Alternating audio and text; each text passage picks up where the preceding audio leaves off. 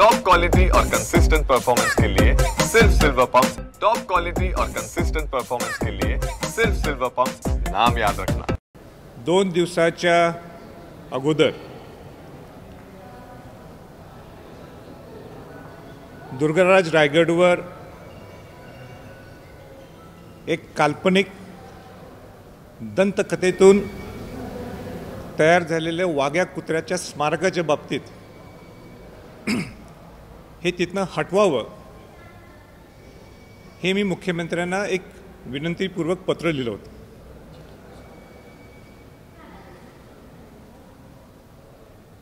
आज मी पुरातत्व खात्याच्या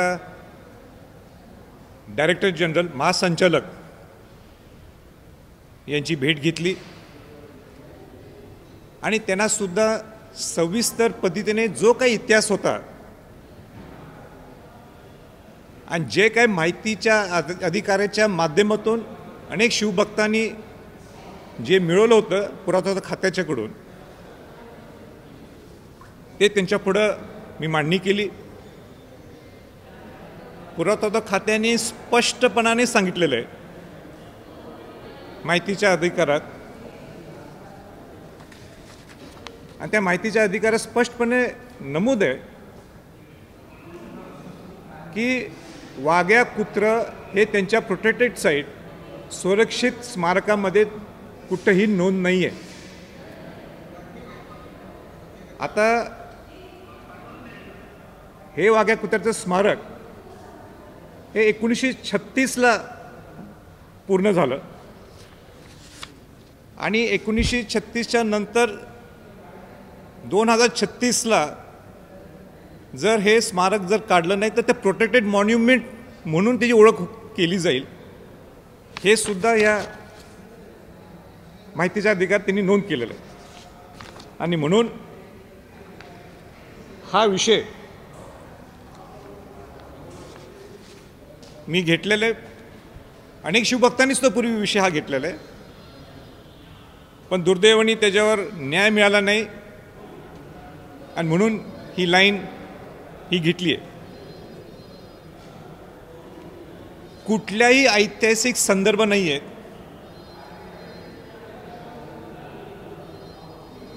की तिथं वाघ्या कुत्र्यांनी शिवाजी महाराजांना जेव्हा अग्नी दिली तर त्यांनी उडी मारली। मला आपल्याला मुद्दाम दाखवायचं आहे,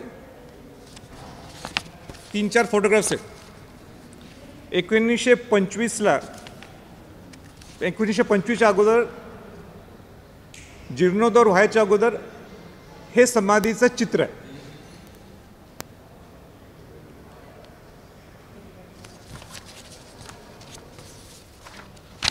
हे त्याचं दुसरं चित्र आहे।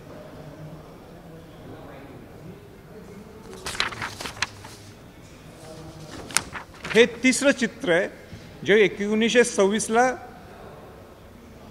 लोकमान्य टिळकांच्या माध्यमातून एक स्मारक समिती स्थापन झाली होती आणि त्या समितीने जीर्णोद्धार पूर्ण करून त्यामध्ये पुरातत्व खात्याने सुद्धा 2,000 रुपये दिले होते, त्यावेळीच्या तत्कालीन सरकारने 5,000 रुपये दिले होते आणि अनेक शिवभक्तांनी त्यावेळी मदत करून हे स्मारक 1926ला पूर्ण झालेलं आहे।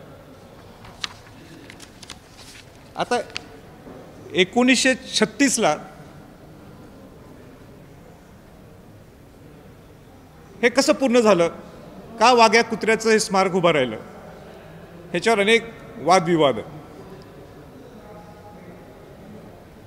तर ते वादविवाद हा शब्द सुद्धा चुकीचा आहे, कारण का एका ठिकाणीच त्याची नोंद आहे।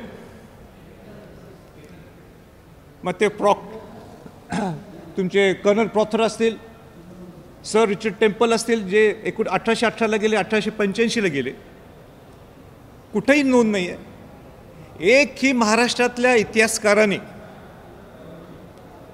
मग ते डाव्या विचाराचे असतील, उजव्या विचाराचे असतील किंवा सेंटर विचाराचे इतिहासकार असतील, एकही इतिहासकारांनी सांगितलं नाही की आपल्याकडे वाघ्या कुत्र्याचे एव्हिडन्स आहेत। मग प्रश्न निर्माण होतो की शिवाजी महाराजांच्या वेळी कुत्रे होते का? मी नाकारत नाही, कुत्रे असू शकतात. शिवाजी महाराजांचे स्वतः अनेक कुत्रे असू शकतात त्यावेळी, म्हणून त्याच्याबद्दल कुठेही नाकारण्याचा विषय नाही. पण जी दंतकथा निर्माण झाली आहे, राज संन्यासच्या नाटकातून, ज्या नाटकाने छत्रपती संभाजी महाराजांची बदनामी करून टाकली, ते काय बदनामी केली मी इथं सांगत नाही. त्या राज संन्यासातून त्या दंतकथेतून ह्या वाघ्या कुत्रा हा प्रकट झाला आणि स्मारक तिथं बांधलं. एकही रेफरन्सेस तुम्हाला कुठेही पाहायला मिळणार नाहीत. उलट माझं तर असं म्हणणं आहे, सगळ्या इतिहासकारांना सरकारने बोलवावं, मलाही बोलवावं, आणि जे विरोध करतात त्यांनाही बोलवावं. समोरासमोर आपण बोलू की कुठं एव्हिडन्स आहेत. मला सांगा, कोणाला आवडेल का की त्या वाघ्या कुत्र्याची स्मारकाची उंचीसुद्धा शिवाजी महाराजांच्या स्मारकापेक्षा उंच आहे? हे कुठल्याही शिवभक्ताला आवडेल? शिवभक्ताने अनेक मावळ्यांनी बलिदान दिलं. शिवाजी महाराजांनी जे हिंदवी स्वराज्य स्थापन केलं होतं त्याच्यासाठी, त्यांच्या समाधीचा अजून कुठं उल्लेख होत नाही आहे किंवा माहीत नाहीत कुठं आहेत. आणि वाघ्या कुत्र्याची स्मारक उभा राहील. आता दुर्दैवाने तुकोजीराव होळकर महाराजांचं नाव तिथं प्रोजेक्ट केलं जातं, इंदोरचे महाराज,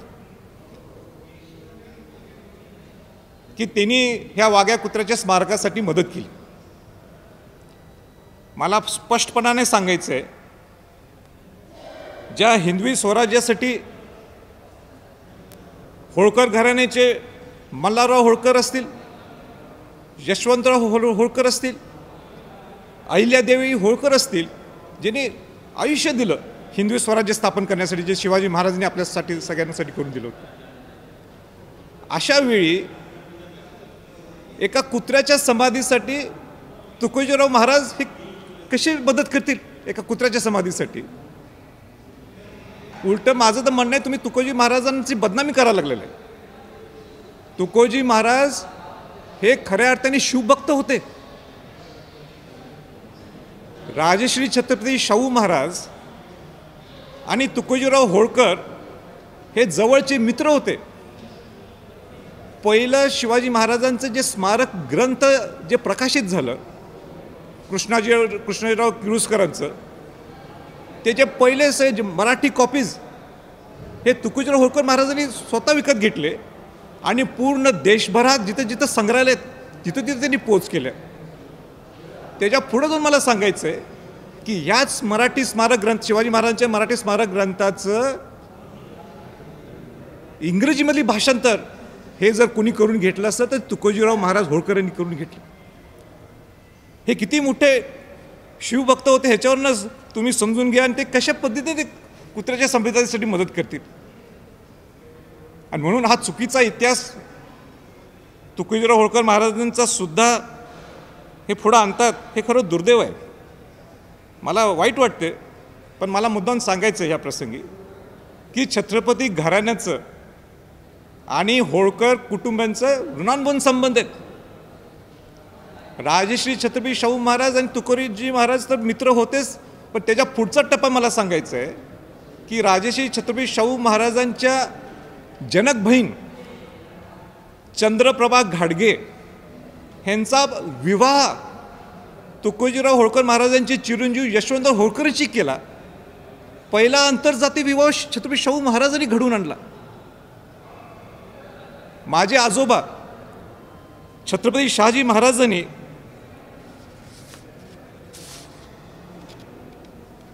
आत्ताचे जे वंशज आहेत भूषण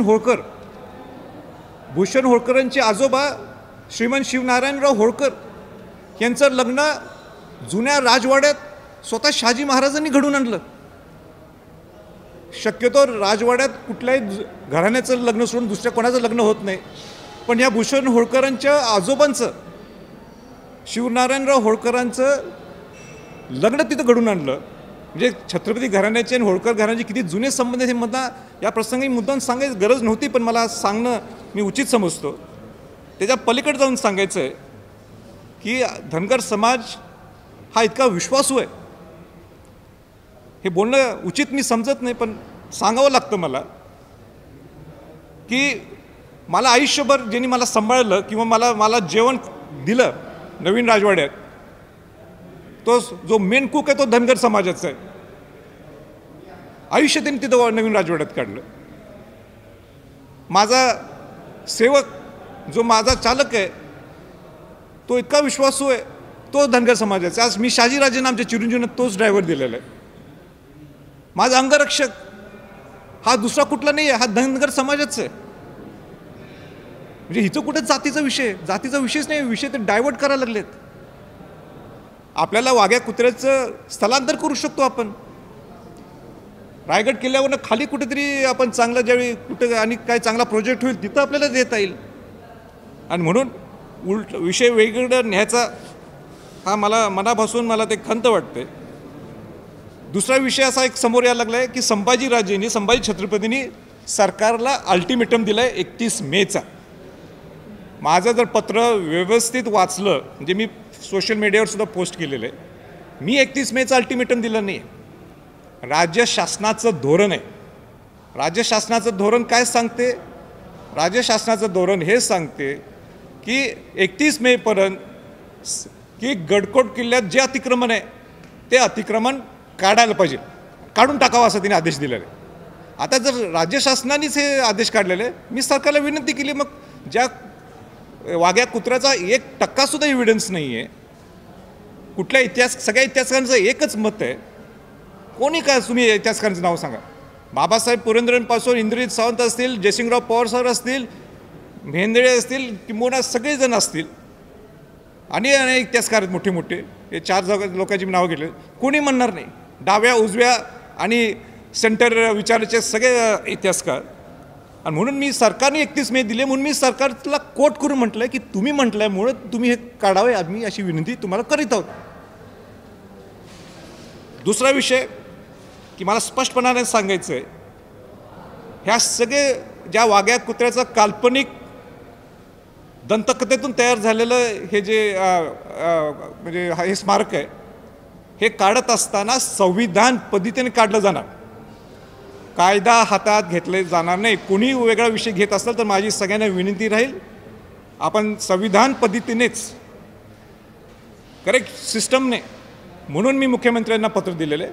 आज पुरावठा खात्याच्या महासंचालकांना भेटलो, त्यांनी सुद्धा क्लॅरिटी दिलेली आहे.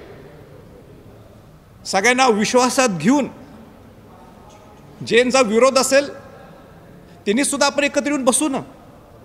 मला सांगा, शिवाजी महाराजांच्या त्या हिंदवी स्वराज्याच्या पेक्षा दुसरं काही मोठं आहे का? म्हणजे तुम्ही 2 इंच वर उंच समाधी उभा करता, त्यांचं जिथं शिवाजी महाराजांची समाधी आहे, हे कुठल्याही समाजातल्या लोकांना पटेल का? न पटण्याची गोष्ट आहे. आणि म्हणून त्यावेळी झालं असेल ठीक आहे, आपण ते सन्मानपूर्वक त्यांना दुसरी जागा देऊन ठेवायला. ती जागा का? शिवाजी महाराजांच्या समाधीच्या बाजूलाच का? कुठला रेफरन्स आहे की जिथं त्यांनी उडी मारली? एकही रेफरन्स नाही आहे, एकही रेफरन्स नाही आहे. आणि जर असेल तर आपण तुम्ही ओपन चर्चेसाठी आपण एकत्र येऊ. म्हणून मला असं वाटते की आपण मी बऱ्यापैकी सगळ्या गोष्टी आपल्याला सगळ्या सांगितलेल्या आहेत. आणि तुमचे काही प्रश्न असतील सांगा, माझ्याकडे अजून भरपूर आहेत. सगळ्याच गोष्टी मी तुम्हाला काय मांडू शकणार नाही, तर तुम्हाला काय प्रश्न सांगा. आणि थोडे पॉईंट्स मी अजूनही ठेवतो की पुढच्या वेळी आम्ही एकत्र बसलो की आणि सगळ्या गोष्टी माझे 3 पानं जर सगळे हे आहेत, मी अभ्यास पूर्ण करून आलेलो आहे. अर्धवट सांगणार नाही, अर्धवट बोलणार नाही, का हा शिवाजी महाराजांच्या संबंधितला असणारा विषय.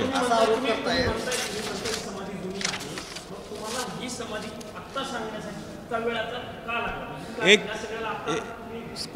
कुठल्याही गोष्टीला टप्पे असतात. कुठल्याही गोष्टी टप्पे. रायगड प्राधिकरणचं अध्यक्ष झाल्यावर पहिल्यांदा संवर्धन जतन करणं ही माझी जबाबदारी होती. एकदा संवर्धन जतन काम सुरू झाल्यानंतर बरोबर महाराष्ट्र राज्य सरकारनेच एक पॉलिसी ठरवलेली आहे, 31 मेपर्यंत जे काही गडकोट किल्ल्यावरचे अतिक्रमण असेल ते त्यांनी काढावं. त्यांनाच तोच आधार धरून, त्यांचाच रेफरन्स धरून हे मी सरकारकडे विनंती केलेली आहे. लक्ष्मण हाके आणि याशिवाय इतरही विरोधक आहेत जे आरोप करतात तुमच्यावर की रायगड प्राधिकरणामध्ये मोठा भ्रष्टाचार झाला आहे, नाही त्याकडून दुर्लक्ष करण्याकरता असे मुद्दे तुम्ही पुढे आणता. नाही मग माझं तर उलटं म्हणणं आहे म्हणजे मी एवढा प्रामाणिकपणाने संवर्धन जतन करतो. किती जणांना संवर्धन जतनचा अर्थ माहीत आहे माहीत नाही. बघ कोण हे कौतुक करत नाही आहे. या 75 वर्षात स्वातंत्र्य मिळाल्यानंतर रायगड किल्ल्यावर नुसता ₹1.25 कोटी खर्च झाला आहे. मी मागं लागलो जे शिवाजी महाराज आपली अस्मिता आहे ह्याच्यासाठी रायगड प्राधिकरण स्थापन केलं आणि पहिल्यांदा इतिहासात केंद्र सरकार आणि राज्य सरकारचा एक कॉमन एक संघपणाने एकत्र येऊन रायगड किल्ल्याचं संवर्धन जतन सुरू झालेलं आहे. शास्त्रोक्त पद्धतीने हे चालू आहे. माझी सगळ्यांना परत एकदा आव्हान आहे, नुसतं टीका करण्यापेक्षा आपण एक कॉमन मीटिंग घ्या. चला माझ्यावर रायगडला, आपण बघू, तुम्ही सांगा तुमची ही अडचण आहे. उलटं जर आम्ही चुकत असेल तर निश्चितपणाने तिथं दुरुस्त केलं जाईल. पण उगाचच बोट दाखवायचं, काय शास्त्रोक्त पद्धत माहीत नसताना काय ती बोट दाखवायचं हे चुकीचं आहे. माझं उलटं त्यांना आव्हान आहे, या सगळेजण बघा, चूक असली तर आपण ती दुरुस्त करू. मी पॉझिटिव्ह माइंडेड ॲटिट्यूडचा माणूस आहे आणि जेवढं शक्य होईल तेवढं मी करणार. ज्या दिवशी सरकारला वाटेल मी नको आहे करून ते दुसऱ्याला जबाबदारी देऊन देत. पण मला पूर्ण विश्वास आहे की मी जोपर्यंत माझ्याकडं अध्यक्षपद आहे तिथं काळा बाजार भ्रष्टाचार हा होऊ शकत नाही. मी कदापि सहन करू शकत नाही. ही मला आलेली संधी आहे, ही शिवाजी महाराजांनी दिलेली संधी आहे. आणि शिवाजी महाराजांचे तिथं भ्रष्टाचार करणं म्हणजे स्वतःला लाज वाटून घेण्याचा प्रकार आहे. तुम्ही आता पुरावे देऊन संपूर्ण सांगितलेलं माहिती वाहतुकीच्या पण काही अभ्यासक अजूनही ठाम आहेत की तशी घटना घडली होती. रेफरन्सेस तुम्ही दिलेले आहेत, पण मग त्यांच्यासाठी माझं म्हणणं आहे, मी ठाम आहे की डाव्या आघाडीचे विचाराचे इतिहासकार, उजव्या विचाराचे इतिहासकार, सेंटर विचार करण्याचे इतिहासकार कोणीही सांगितलं नाही तिथे एव्हिडन्स आहेत. मी ऐका ना. आणि जर त्यात आणि कोण शिल्लक जर कोण राहिले असतील ज्यांना वाटत असेल की नाही आमच्याकडे रेफरन्स आहेत, त्यावेळी एक ओपन फोरम घेऊ ना. शासनाच्या वतीने ठराविक लोक इतिहासकार मला सुद्धा बोलव आणि समोरासमोर करून दे. उद्देश काय हा मग तिथे स्मारक ठेवण्याच्या मागचा मेन उद्देश काय होता? कुठलं जे स्मारक आहे नाही मला माहीत नाही. मला माहीत नाही का तो स्मारक उभा केलं. पण तुकोजीराव महाराज होळकरांनी तर निश्चित त्याच्यासाठी पैसे दिले नाहीत. त्यांनी शिवाजी महाराजांचे ते स्वतः शिवभक्त होते. शिवाजी महाराजांच्या समाधीसाठी त्यांनी ते पैसे दिलेले आहेत. माझं असं म्हणणं आहे की हे कुणी कशासाठी उभा केलं, काय केलं, त्यापेक्षा एवढं उंच काय केलं त्याच्यापेक्षा मला असं वाटते की वेळ अजून गेलेली नाही आणि थोड्या वर्षानंतर ते प्रोटेक्टेड साईट होईल आणि मग कोणालाही काय करता येणार नाही. आणि अनेक सगळ्यात महत्त्वाचं मी बोलतो एक मिनिट. आणि सगळ्यात महत्त्वाचा मुद्दा आहे, महाराष्ट्र शासनाने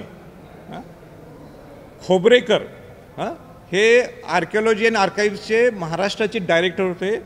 1974ला महाराष्ट्र गव्हर्नमेंटने सांगितलं की शिवाजी महाराजांच्या जे काही तुमच्याकडे पत्रव्यवहार असतील रायगडच्या समाधीच्या बाबतीत ते तुम्ही प्रिंट करा. तर त्यावेळी त्यांनी Shivaji's memorial the British attitude हे पुस्तक प्रकाशित केलं आणि ते 167 पत्रव्यवहार त्यांनी छापलेले आहेत. गव्हर्नमेंट ऑफ महाराष्ट्राचं पुस्तक आहे, छापलेलं आहे. ते पुस्तकसुद्धा माझ्याकडे आहे. तर त्यामध्ये एकही वाघ्या कुत्र्याचा उल्लेख नाही आहे. मी काय म्हणतोय, एकही वाघ्या कुत्र्याचा उल्लेख नाही. जे महाराष्ट्र गव्हर्नमेंटनेच पुस्तक छापायला लावलं होतं खोबरेकरांना, जे आर्किओलॉजी अँड आर्काईव्हचे महाराष्ट्राचे डायरेक्टर होते 1974ला. त्यात त्यांनी हे सांगितलेलं की इंदूरच्या महाराजांच्या इच्छेवरून रायगडवर हा जो आहे स्मारक बांधला गेलेला आणि तेव्हा या वाघ्या कुत्र्याची समाधी बांधली. बरोबर आहे. तर राज ठाकरेजींनी जो इंटरव्ह्यू घेतला बाबासाहेब पोरंदरेंचा, बाबासाहेब पोरंदरेंनी 2 गोष्टी सांगितल्या. पहिले म्हटले कुत्रे असू शकतात, कुत्रे असू शकतात शिवाजी महाराजांकडे, ते मी मान्यच करतो. नंबर 1 असू शकतात. पण बाबासाहेब पोरंदरे स्वतः म्हणतात की तिथं असे कुठेही एव्हिडन्स नाही आहेत राज ठाकरेंना की ज्यांनी त्या वाघ्या कुत्र्यांनी त्या श्वानांनी त्या अग्नीत उडी मारली. हे क्लिअर कट बाबासाहेबांनी दिलेलं उत्तर आहे राज ठाकरेंना. राजे एक समान सहमती बनवून जे दुर्दैवाने जातीय अस्मिता या सगळ्यासोबत जोडली जाते त्याऐवजी समन्वयाने कॉमन सहमती बनवून त्याविषयी काही निर्णय व्हावा. मी त्या मताचं आहे. इथं जातीयचा विषयच नाही आहे. तुकोजीराव होळकर महाराज यांनी त्यांच्या पूर्वजांनी मल्हारराव होळकर असतील, अहिल्याबाई होळकर असतील, यांनी हिंदवी स्वराज्यासाठी आपलं एवढं मोठं योगदान दिलं. आणि म्हणून इथं शिवाजी महाराजांचं हिंदवी स्वराज्य 18 पगड जात 12 बोलतो सगळ्यांनी इथं एकत्र यायला पाहिजे आणि खरा इतिहास पुढं आणायला पाहिजे. मला सांगा, वाघ्या कुत्र्याचं स्मारक हे काय आपली अस्मिता होऊ शकते का? शिवाजी महाराजांची समाधी आपली अस्मिता आहे. ज्यांनी बलिदान दिलंय शिवाजी महाराजांसाठी ते आपल्या अस्मिता आहेत. आणि म्हणून अशा ठिकाणी जातीचं वळण लावणं हे साफ चुकीचं आहे. माझं तर उलटं मन आहे, ज्यांना काय मनात हे असेल त्यावेळी सरकारने एक समिती स्थापन करावी इतिहासकारांची. सरकारने आमच्या सगळ्यांना बोलवावं. सरकारने त्यांच्यातले कोण लोक असतील त्यांना जो विरोध त्यांना बोलवावं.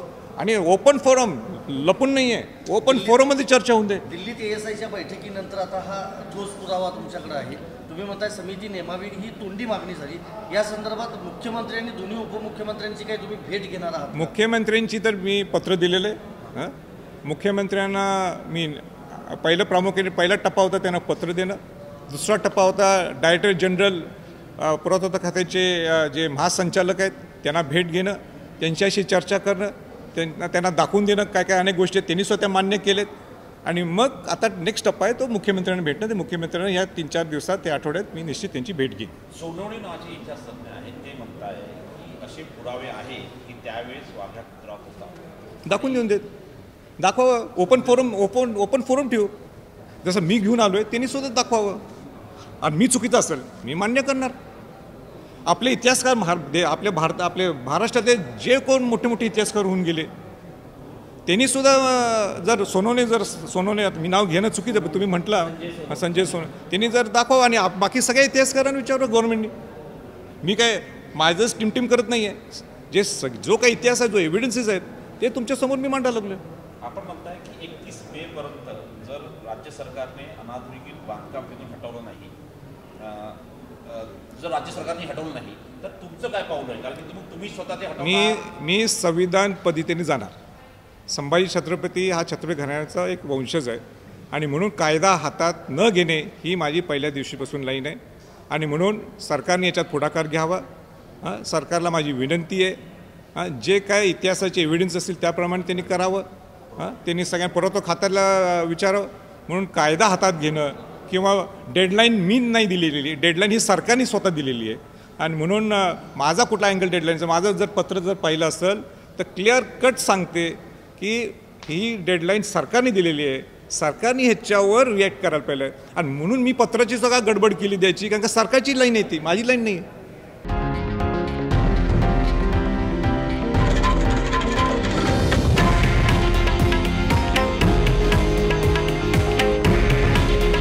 हे आहे देशातील नंबर 1 न्यूज नेटवर्क आणि आपण पाहत आहात TV9 मराठी. काळजी तुमची, हित महाराष्ट्राचं.